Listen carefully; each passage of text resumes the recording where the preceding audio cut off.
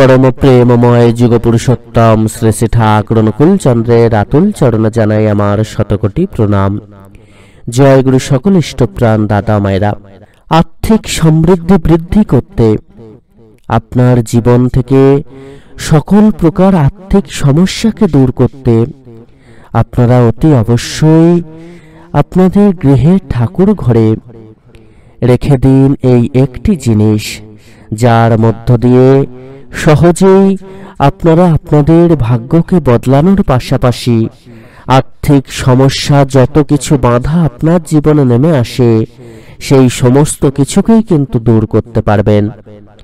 आपनारा एई दिन यदि एई एकटी जिनिस आपनादेर गृहे ठाकुरेर जे सिंहासन रयेछे सेखाने रेखे दिते पारेन ताहले किन्तु अति अवश्यई आर्थिक समस्या दूर होवार पाशापाशी आर्थिक समृद्धि बृद्धि पावार पाशापाशी आपनाके आर केउ आटकाते पारबे ना, आपनाके केउ हाराते पारबे ना।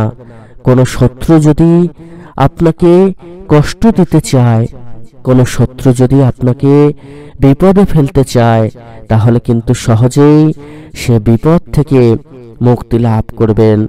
से विपद आपनाके स्पर्श करबे ना, कोनो बाधाई आपनाके स्पर्श करते पारबे ना।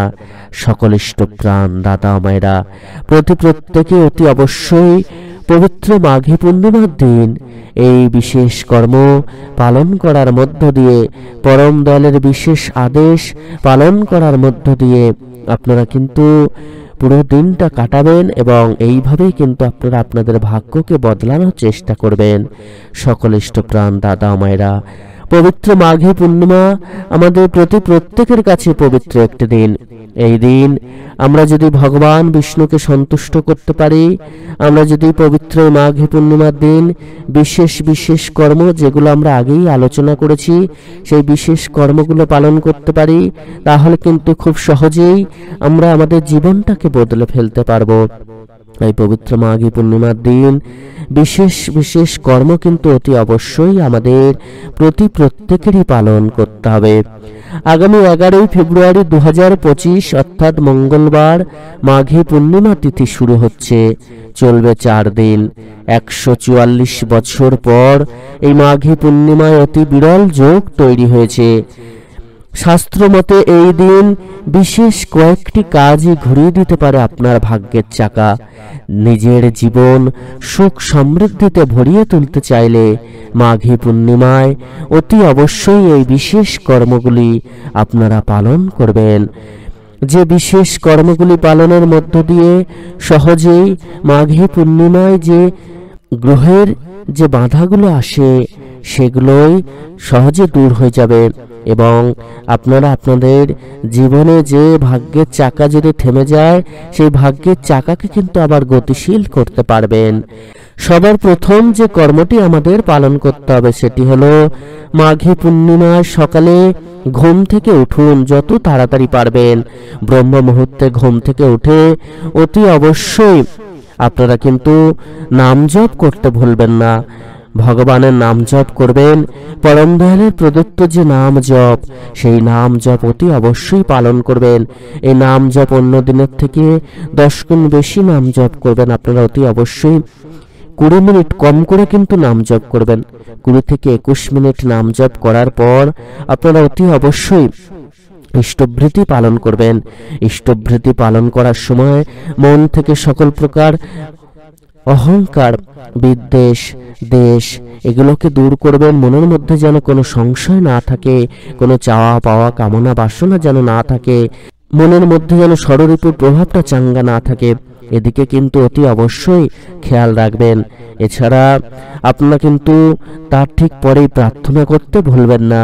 পরম দয়াল যুগ পুরুষোত্তম শ্রী শ্রী ঠাকুর পবিত্র প্রার্থনা আমাদেরকে দয়া করে দিয়েছেন। এই প্রার্থনা করার মধ্য দিয়ে আমরা সহজেই পরম দয়ালকে আমাদের মনোকামনাকে জানাতে পারি, পরম দয়ালের সাথে আমরা কানেক্টেড হতে পারি, তাঁর আশীর্বাদ আমরা লাভ করতে পারি, তাকে আমাদের সকল বিপদ আপদ গ্রহদোষের কথা জানাতে পারি। এই প্রার্থনা প্রত্যেক দিন করলে আমরা তাকে সন্তুষ্ট করতে পারি। তার আশীর্বাদ কিন্তু সদা সর্বদা আমাদের উপর থাকে, তিনি আমাদের প্রতি সহায় থাকেন। তাই প্রত্যেক দিন আমরা এটা কিন্তু পালন করব। এর ঠিক পরেই আমাদেরকে যত তাড়াতাড়ি সম্ভব এই প্রার্থনা করার পরেই গঙ্গা স্নান করুন, বা আপনারা ঘরে স্নান করে নেবেন।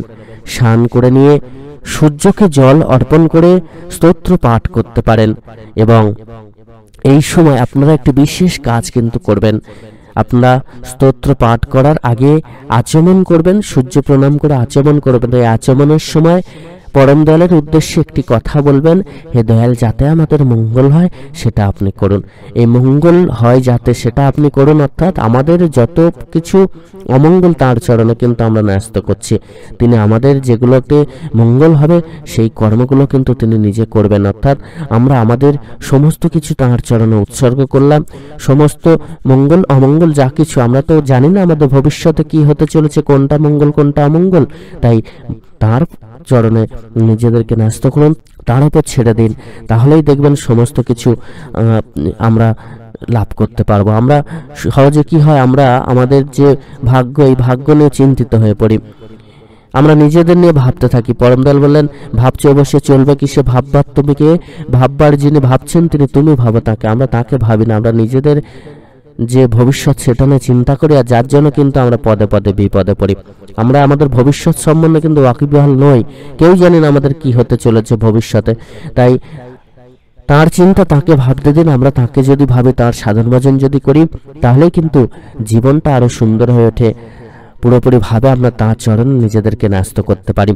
এরপর আপনারা সাদা বস্ত্র পরিধান করবেন। মাঘী পূর্ণিমা তিথিতে অবশ্যই আপনারা কিন্তু দান ধ্যান করবেন।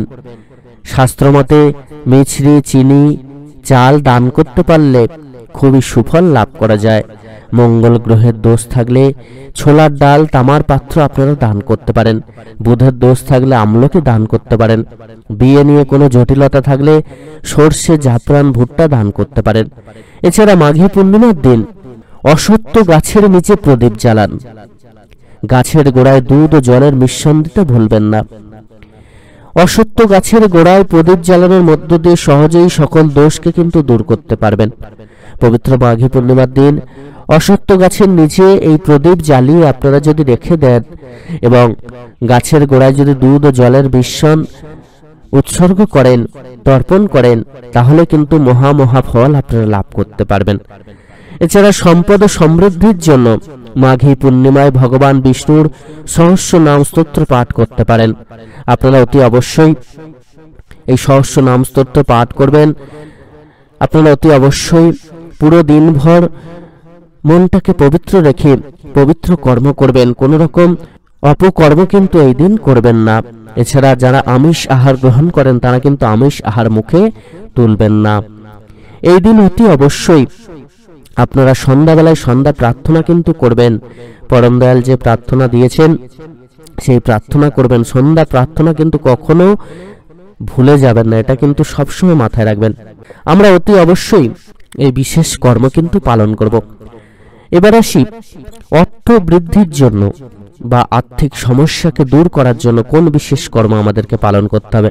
শাস্ত্রমতে আর্থিক সমস্যাকে দূর করার জন্য, অর্থ বৃদ্ধির জন্য 11টি কড়িতে হলুদ মাখিয়ে লাল কাপড়ে মুড়ে বাড়িতে ঠাকুরের সিংহাসনে রেখে দিতে হবে। আপনারা অতি অবশ্যই এটা সন্ধ্যাবেলায় করবেন। আর এই সন্ধ্যাবেলায় করার সময় একটা জিনিস মাথায় রাখবেন, মনে কোনো রকম কামনা বাসনা যেন না থাকে, এবং যখন করবেন তখন ঠাকুর ঘরের দরজা কিন্তু বন্ধ করে করবেন, যেন বাইরে থেকে কেউ দেখতে না পায়। 11টি করে নেবেন, তাতে হলুদ মাখিয়ে লাল কাপড় দিয়ে মুড়িয়ে আপনারা আপনার ঠাকুরের সিংহাসনে এক কোণে রেখে দেবেন। এতে করে মহা ফল কিন্তু লাভ করবেন। আর এটা কিন্তু নিয়মিত আপনারা ঠাকুরের পূজা কিন্তু করতে হবে। প্রত্যেক দিন পূজা করবেন, নাম জপ করবেন, ইষ্টভৃতি করবেন, প্রার্থনা করবেন। তিনি যেমনভাবে চলার কথা বলেছেন সেইভাবে চলবেন। তাতে করে আমাদের জীবন আরো সুন্দর সুমধুর হয়ে যাবে। আমরা সহজেই পরম দয়ালকে কিন্তু লাভ করতে পারবো। এটা সবসময় মাথায় রেখে আমরা সমস্ত পুণ্য কর্মগুলো পালন করার চেষ্টা করব। এই কলিযুগে যারা এখনো পর্যন্ত সদ্গুরু চরণ আশ্রয় করেননি, যারা পরম দয়ালের পাদপদ্মে আশ্রয় নেননি, তারা অতি অবশ্যই পরম দয়ালের পাদপদ্মে আশ্রয় গ্রহণ করুন। কেননা আমরা যদি না মানুষের মতো মানুষ হয়ে উঠতে পারি, নির্দিষ্ট রিদিমে যদি না চলে, পরম দয়াল যে নির্দিষ্ট পথ আমাদেরকে দেখিয়ে দিয়েছেন, সকালে নাম জপ, ইষ্টবৃত্তি, প্রার্থনা, পুরো দিনভর মনটাকে পবিত্র রাখা, সন্ধ্যাবেলা আবার প্রার্থনা করা, সদ্গ্রন্থাদি পাঠ করা, গুরুজনদের প্রণাম করা, এই যে একটি নির্দিষ্ট রুটিন তিনি আমাদেরকে বেঁধে দিয়েছেন, এই নির্দিষ্ট রুটিনে যদি না আমরা চলি, আমরা কিন্তু মানুষের মতো মানুষ হয়ে উঠতে পারবো না। সকল প্রকার অপকর্ম কিন্তু আমাদেরকে জাপটে ধরবে, আমাদেরকে জড়িয়ে ধরে থাকবে, আর আমরা সেই অপকর্মের দিকে ছুটতে থাকবো। ভালো ভালো কর্মগুলো কিন্তু আমরা আর গ্রহণ করতে পারবো না।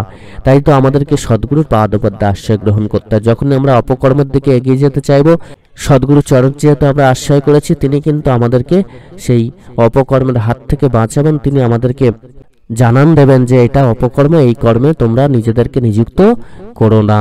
তারপরেও যদি আমরা জোর করে সেই কর্মটা করি, সেটা আলাদা কথা।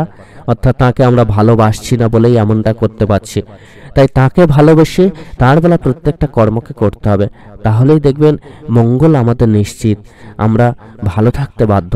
সকলে খুব ভালো থাকবেন। পরম দয়াল আপনাদের প্রতি প্রত্যেকের মঙ্গল করুন। জয় গুরু বন্দে পুরুষোত্তমম।